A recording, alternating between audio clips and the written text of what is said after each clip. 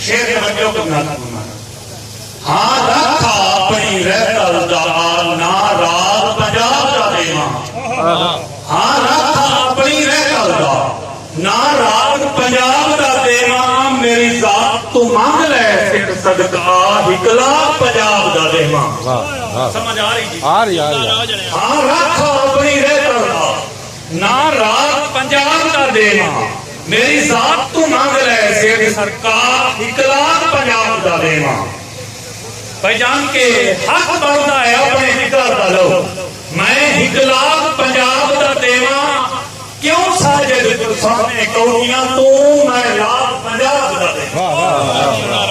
जिन्हें साजिद सामने कौड़ियां तू मैं बाग पंजाब का देवा पहचान असी पुत्र देश पंजाब देश साडी राज मिसाली कर अस पुत्र देश पंजाब दे साडी राज मिसाली कर असा रहता प्रचार वे सानू बेशक जान दी साथ साडा साजन पीर फरीदन ते बहु सुल्तान है मुझ साडी हर तू मिठी बोली साडा हर तू ऊंचा कर ऐना दोस्तां जेड़े है दोस्त नौजवान ने ना वास्ते के